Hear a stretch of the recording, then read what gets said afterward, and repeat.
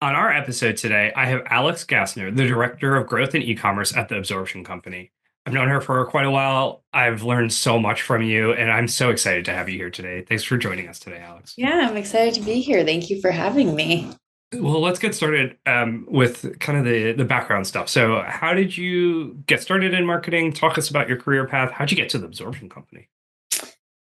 So I majored in marketing in college, which I feel like most people say that they don't use their major in their career necessarily, but I actually majored in basically exactly what I'm doing, which works out. I've definitely learned a lot more on the job, I would say, than I learned in school because there's so much that changes every single day, and you can't necessarily learn that in a classroom. But yeah, so I did major in that in college. I always thought I wanted to be on more of the influencer side of things actually early on in my career. So that's really where I started out, at agencies that worked with influencers. I interned for influencers. So I kind of was interested in managing both sides of that piece of marketing because, I graduated college 2018. And I would say while I was there was kind of when the influencer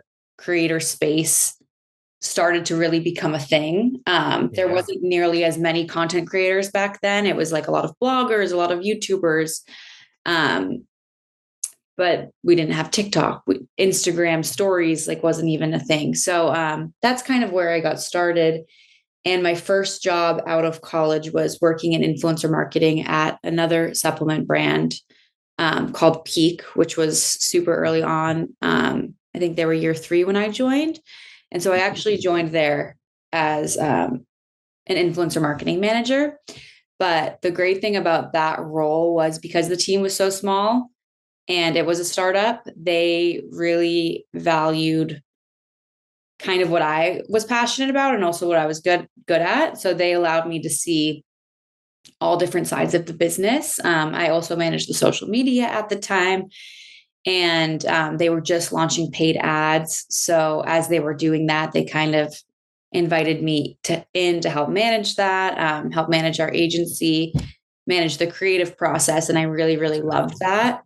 Yeah. Um, as well as also the e-commerce side of things. So they were super super serious about conversion rate optimization, which is so important. I still think it's so important. All of Yeah. the A/B tests that they were doing, and just like really being able to see the customer journey from a social media post to an ad to what actually was happening on the website during that role really kind of like opened my eyes to just how impactful the digital space can be and how many touch points it truly does take.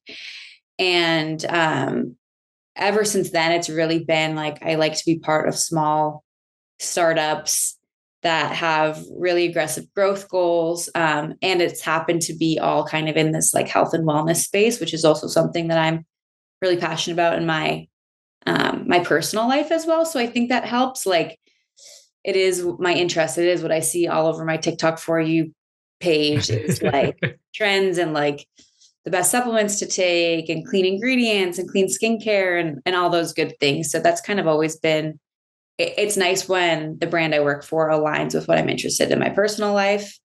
Um, yeah, and then I was at Moon Juice for 3 years, which was great. I learned so much in that role. I was director of digital there, managing paid ads, the website. Amazon was a really big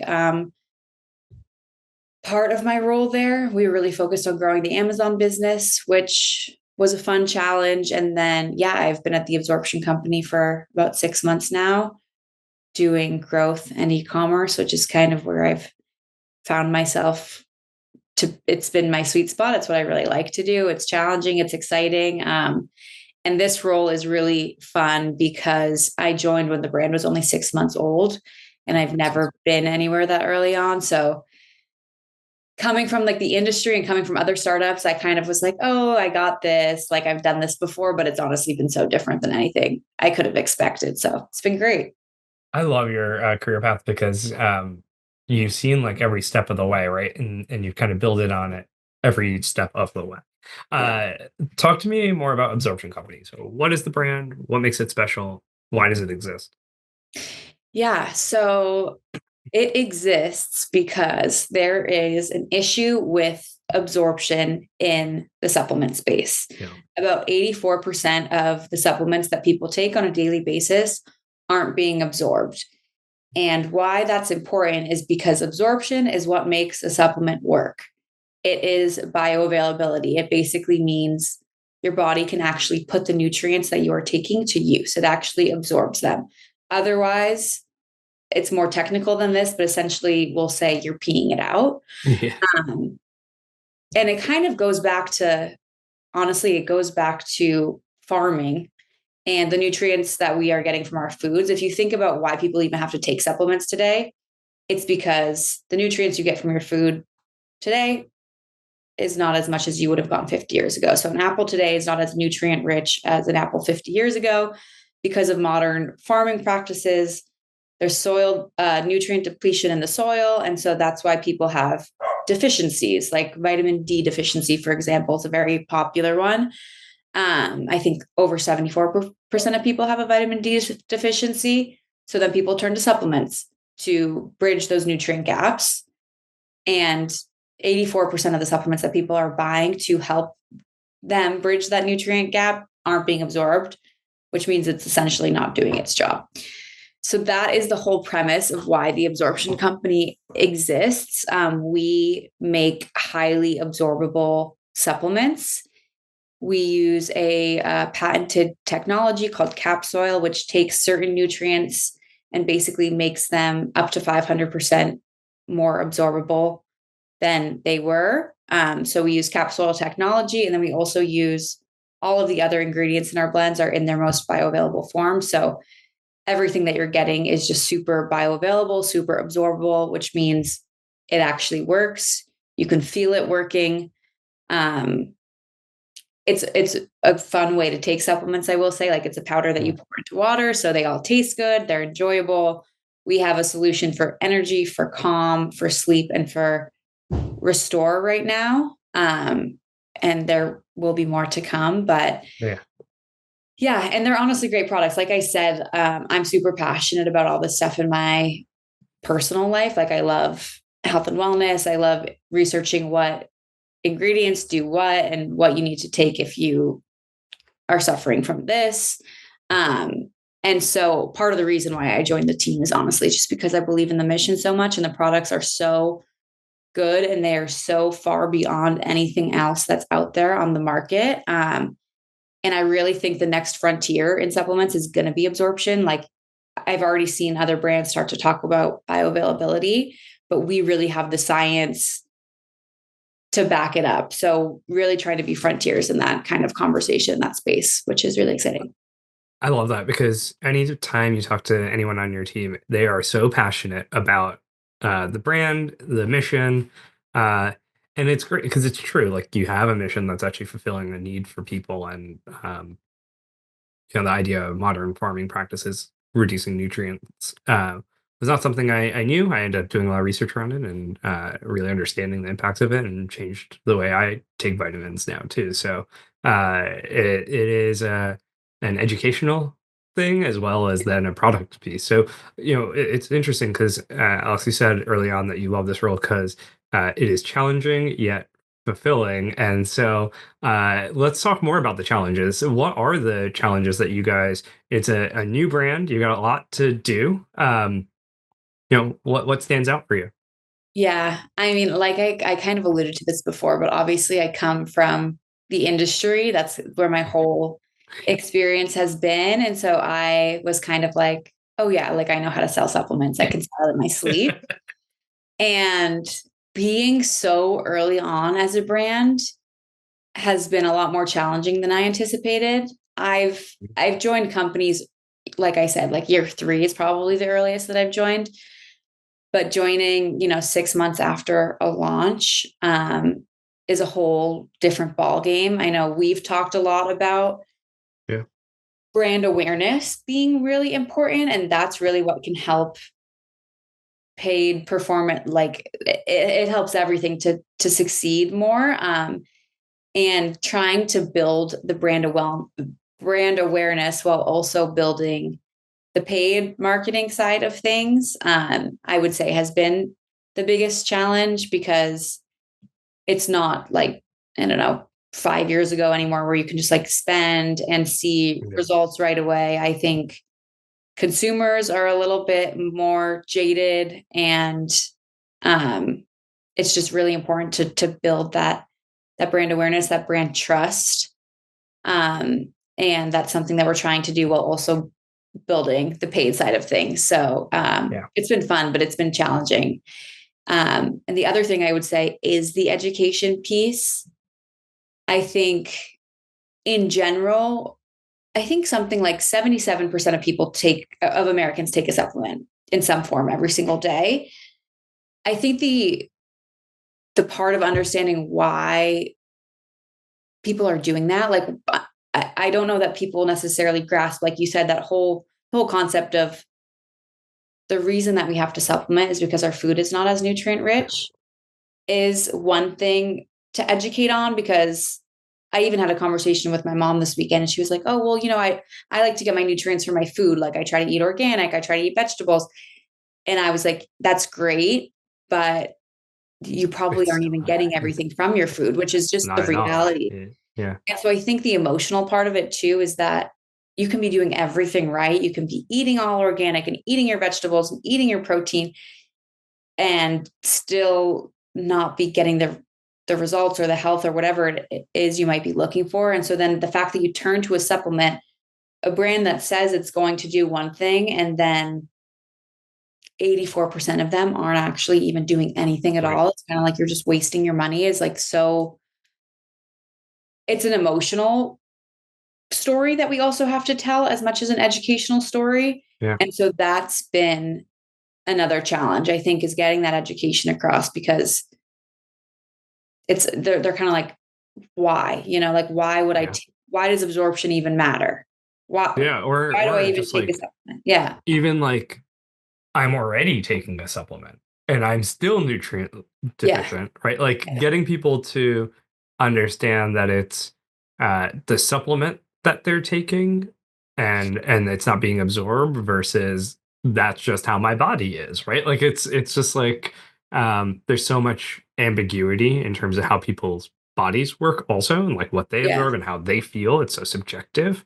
Mhm. Um so there is this like huge education piece. Plus, going back to your first question around like building a brand and brand trust, you can't educate until people appreciate you as a source of truth, right? Like no one's going to care what you say.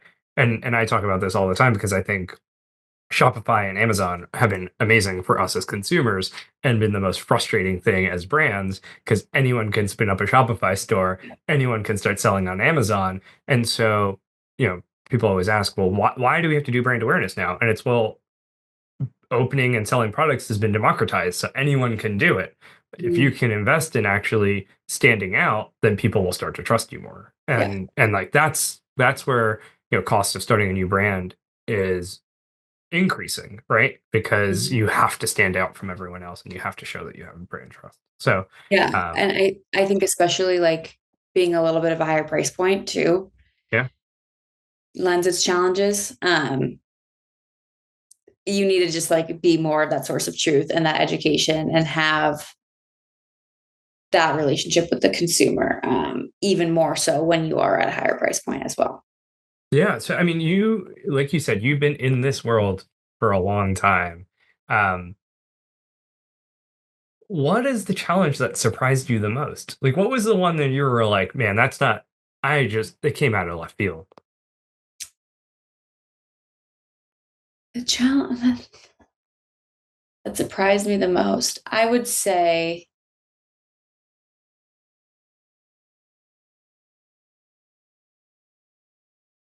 sorry, give me a second. Yeah. Now I think mean, about I, it.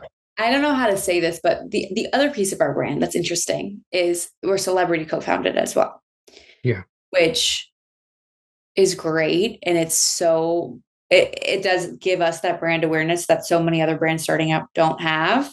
Yeah. And it's been challenging in a good way to understand how to best leverage that piece of Yeah. the puzzle. Like we have these great people with millions of followers, huge platforms, people that do trust them, and figuring out how to best tie that in with like what we're trying to achieve as a brand, and leveraging that so that people don't just buy when we're on sale and promo and like our celebrity co-founders Yeah. are promoting it, but really you getting their audiences to also buy into our brand messaging and understanding the education. It's a good challenge to have because like I said, we're lucky, like so many other brands don't have a built-in platform of tens of millions of people. Um, but just like figuring out the best way to use that to our advantage, I'd say is the biggest challenge. That's been the most unexpected for me. Yeah, it's really interesting because everyone thinks, "Oh, I'm celebrity founded. This is going to go great, and like, there's going to be no problems, and we're just going to scale, you know, forever." And then you realize, "Oh, wait, I still have to build a brand, right? Yeah. Like, I just like this is it needs to be able to stand on its own, Mhm. and it needs to be able to kind of grow on its own." Yeah. And so, yeah, I think that uh, yeah, I love that because I think that's definitely a watch out for celebrity backed brands, influencer backed brands, Mhm. even brands that really lean in on influencer to grow. How do you grow from influencer without losing control of your brand or being a brand that's tied to the influencers then, right? Yeah. Yeah. And I think also like not relying on those for pops of like revenue or being like, hey, we're down to our goals. Like, let's have this person throw up an Instagram story. Those things can take away from the time Yeah. that could be spent in like building the brand. Um, It's like a drug. Between that and promos, right? Like yeah. it's the two drugs that everyone goes straight to. Yeah. And it can hide a lot of the underlying issues then. Yeah. Yeah. Exactly. Which I think the way to grow as a business and grow in a strategic way is by looking at the underlying things, like all of the underlying KPIs on a weekly basis and making sure that you feel good about where those are. And rather than, to your point, hiding them through whether it be a TikTok live or like a big influencer, but whatever it may be, which could look good on the surface. Like, what is that actually? What kind of consumer are you bringing in? Are they going to come back? What's their LTV? Like those sorts of things below the surface have to also be sound. Yeah, we were talking about this before too, because it's at one point you start to ask what's more important, revenue or profit, right? And when sale is the drug or celebrity influencer is the drug for like the moment, and you get that pop of revenue and you hit your goal and everyone's high-fiving, and then you go, all right, well, now I got to anniversary that next time. And like, what am I going to do to anniversary this? Am I going to have to do a sale on top of that? And is that going to hit my bottom line or what? So Yeah. it is it is an interesting, and I think this is where good or great marketing people differentiate themselves in that they can tell that story because marketing is complicated now, right? Like it's not a Mhm. straightforward story to be told. So being able to say, hey, our baseline revenue is this. We're going to hit our revenue number, but our baseline revenue is this. And we've Mhm. been doing these things to help buoy us in the short term. These Yeah. are short term versus long term tactics. Yeah. Which is kind of how we've also tried to like build out this year. I actually just thought of another big challenge and surprise. Something that was super surprising to me was Cyber Week for Oh, us yeah. in 2024 was not as huge as anticipated and as I have experienced in my past. And I think that was really the moment for me where I realized, oh, brand awareness plays a huge role in everything. Like it's not just promoting and spending. If people are only hearing about you for the first time, they're still not going to make a purchase just because you're on sale. Like, Yeah. yeah, so that was just another thing. And I think Cyber Week in on its own could be a whole episode for you because it's just like changed so much and no one knows what to expect every year going into it. Every year it's fascinating to us. We try and forecast as much as we can, and we get pretty close, but every once in a while, a brand or something will throw a wrench in something, and something unique will happen. It is interesting on the brand awareness side. McKinsey has done this study called the Customer Decision Journey, and it talks about how brand awareness is key because there's usually a trigger where they build their consideration set. And the consideration set is, who are the brands that I am thinking about purchasing from when I find that I have a thing. So in this instance, I know I need vitamins. Who comes into my consideration set? If you don't even make it into the consideration set, it doesn't matter if you're on sale or promo, because you're not, like, why would I spend the dollar when I don't even know that I want, like, it doesn't matter, to um a sale is a value exchange. So if you're taking 20% off of nothing because that's what you're worth to me, then it's still 20% off of nothing, and it's still, Yeah. so I think that that's an important takeaway for a lot of people. Start your prospecting for Q4 in September, October, and really build brand awareness. It's, when in all of our media forecasts, it's a constant CFO conversation. They're like, why is our spend so high in October as a percentage of revenue? And we're like, well, you want to hit your November, December goals, right? It's like, it's one of those situations. So yeah, Yeah. I love that. And we should definitely do a Black Friday, Cyber Monday entire Yeah. episode.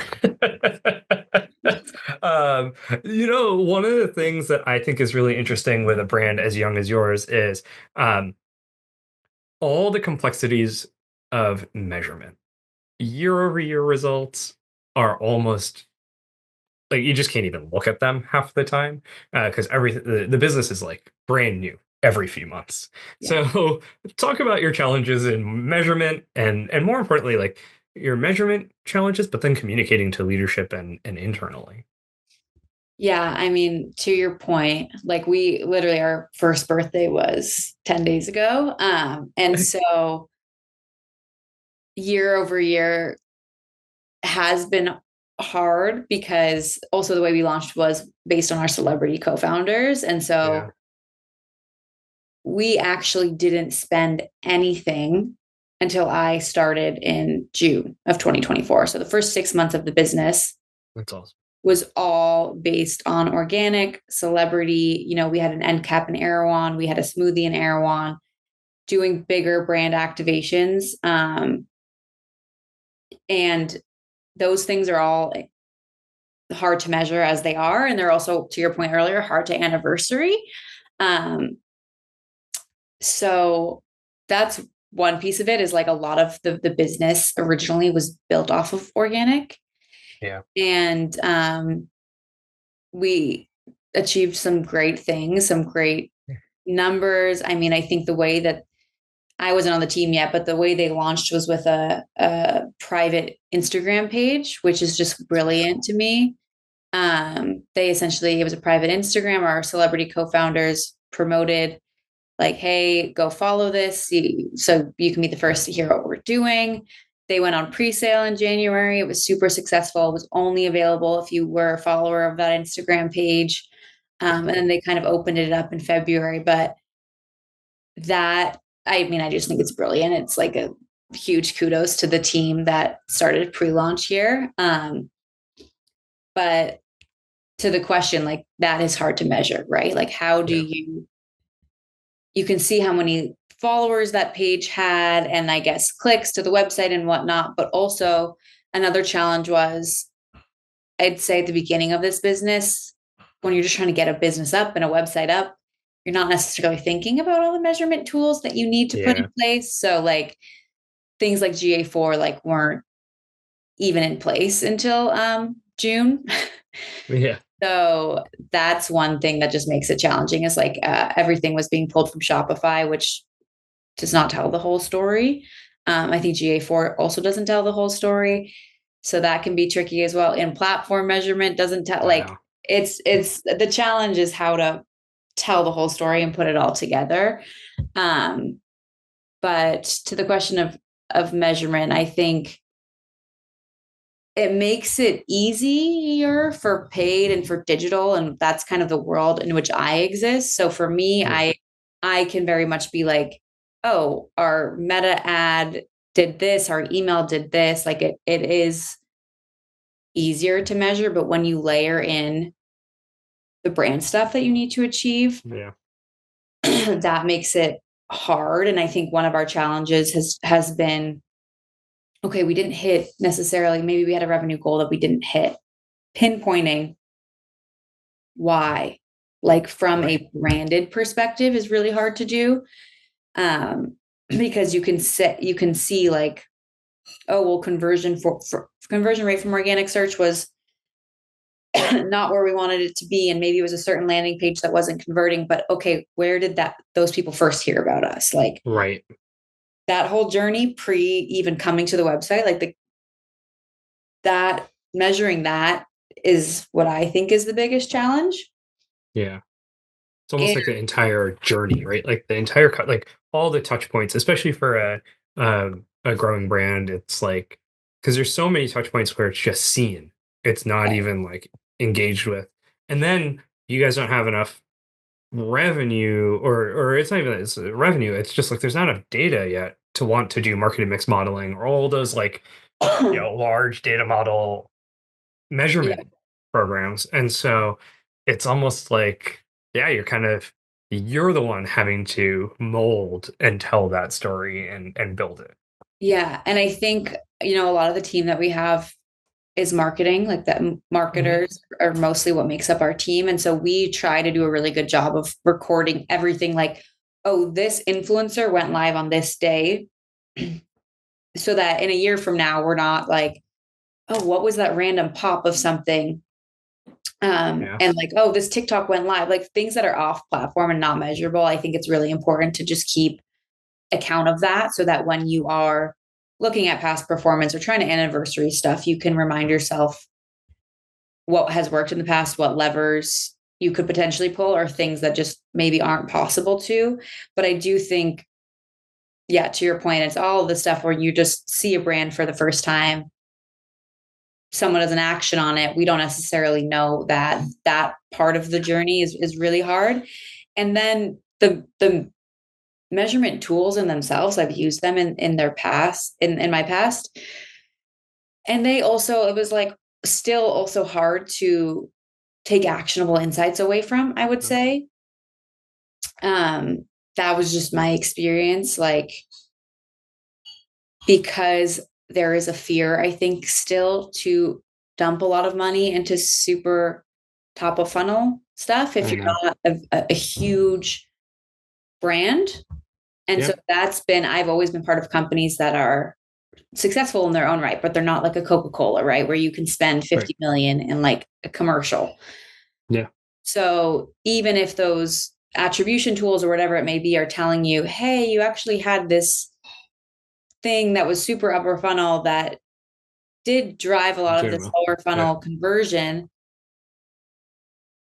it's hard to take that to a board or to leadership It's and ask, risky, right? well, Like it's it's super risky and yeah. like it takes a huge investment most of the time as well, which I think that's how brands probably get to the next level. Like you sometimes just have to take that risk, but it does feel a lot more comfortable to spend and to invest in the metrics that you can see and the channels that are very measurable. Yeah, I mean, I think you said the exact word where it's comfortable, right? Yeah. Like you can run the performance marketing, the performance marketing is going to work, it's going to drive revenue. Um, and I think actually the worst stuff that we see is when it's all performance marketing and then someone wants to dip their toe into brand awareness, and Yeah. we get like, here's $5,000 for CTV, and I'm like, there's that's fine. Like we don't, but it's not going to do anything. And Yeah. it's like, and then you can't go to a board and be like, I want $150,000 for CTV for this month, and they're like, no, like what are you doing? It's just so yeah, I can see the risk, the comfort, uh, but you're And, right. It gets and you to the another next thing, level. yeah. And another thing with that too, I think like to your point, if you do maybe 5,000 is a huge budget for someone, right? And they're like, Yeah, hey, we want to test CTV 5,000. Like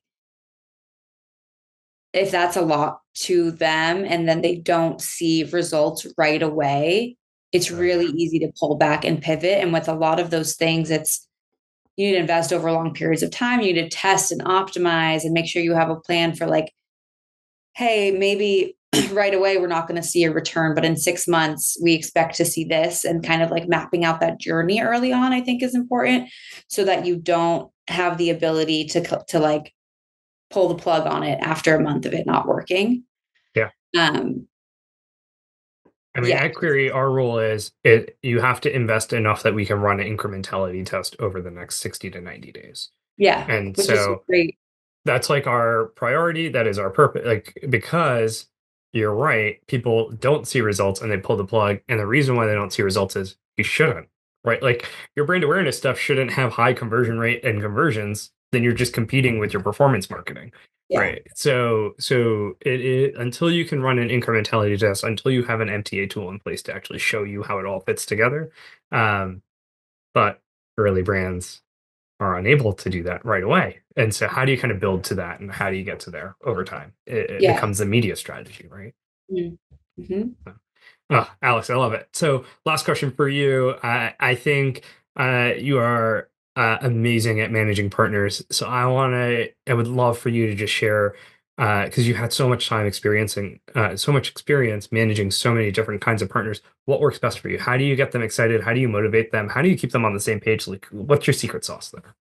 Yeah, it's so funny because in my roles, I've managed like hands-on. I think the most I've had reported to me was 4 people, but if you add on all of the agencies that I have managed, it is like 15 at a time, uh, which is fun. And they all kind of present their own challenges. But I'd say my one thing, and we're actually going through RFPing right now for an agency for Amazon.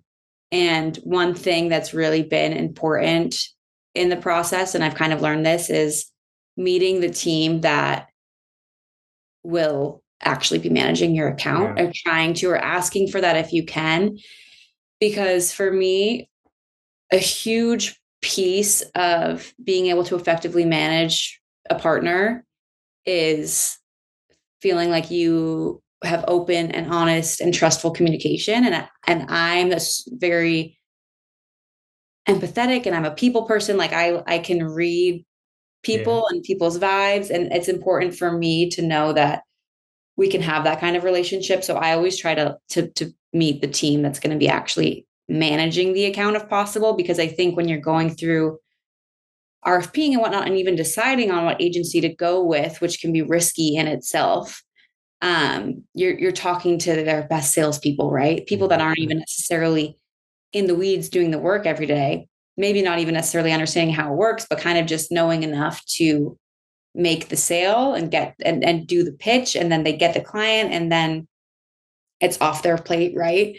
So I think even more, it's important that you have a good relationship with those people, but I think even more what's important is being able to meet the people that actually are going to be working with you on a daily yeah, basis, and building a relationship of trust and understanding. And what I always say too is like, I obviously I am responsible for the revenue goal at the end of the day. I want our partners to feel as responsible as I yeah, do, and figuring out how to best help them to feel that responsible. I think open communication is really important. And so like keeping all partners updated on, hey, this is where we're pacing to, this is where we're yeah, thinking pivoting, this is what we've tried and what hasn't worked. Like our leadership is really interested in looking at this KPI right now, just kind of like making them feel like they're not in the dark.